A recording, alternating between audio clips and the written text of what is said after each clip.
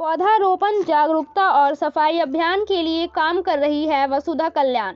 वसुधा कल्याण की शुरुआत 16 जुलाई 2022 को बुढ़वा महादेव प्रांगण में सफाई अभियान से हुई थी। दो बहनों अंजलि नीरज और रुचि नीरज ने वसुधा कल्याण की शुरुआत कुंदन कुमार एवं टीम के अन्य सदस्यों के साथ शुरू हुई है। धीरे धीरे टीम में और लोग जुड़ते गए और पर्यावरण संरक्षण का काम बढ़ता गया। वसुधा कल्याण 3 क्षेत्रों पर काम करती है। सफाई अभियान के तहत वसुधा कल्याण ने हजारीबाग के मुख्य पर्यटन स्थलों जैसे कि बुढ़वा महादेव, कन्हरी झील, छठ तालाब और गांधी मैदान को साफ किया है। वसुधा कल्याण ने हजारीबाग और राज्य के अन्य स्कूलों में जागरूकता अभियान चलाया है ताकि बच्चों में पर्यावरण संरक्षण के प्रति जागरूकता बढ़ सके। वसुधा कल्याण ने पिछले 1.5 सालों में लगभग 600 से 700 पेड़ लगाए और नगर निगम और फॉरेस्ट डिपार्टमेंट के साथ मिलकर काम किया है। वसुधा कल्याण की टीम में लगभग 150 से ज़्यादा लड़के और 80 से ज़्यादा लड़कियां जुड़ी हुई है। वसुधा कल्याण ने 2024 में हजारीबाग के लोगों को स्वच्छ भारत मिशन से जोड़ने के लिए बहुत अच्छा काम किया है। उन्होंने पर्यावरण संरक्षण पर भी बहुत अच्छा प्रदर्शन किया है।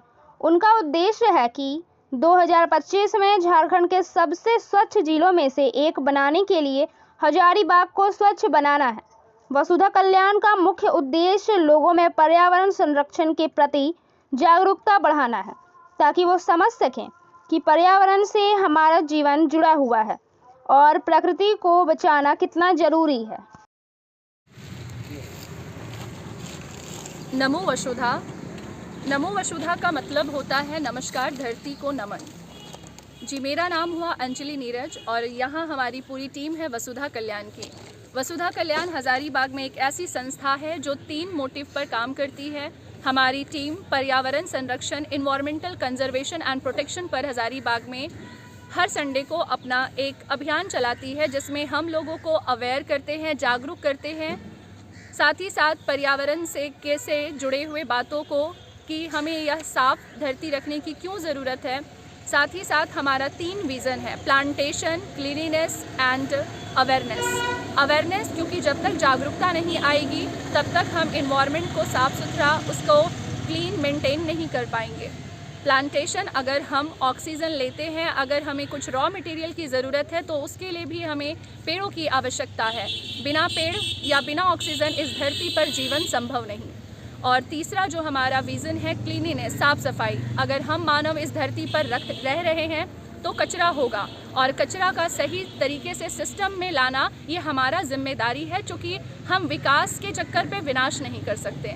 तो जिस 3 विज़न के साथ हमने वसुधा कल्याण का हजारीबाग में बीते 2023 में हम दोनों बहनों ने कुछ लोगों के सपोर्ट से इस संस्था को शुरू किया है।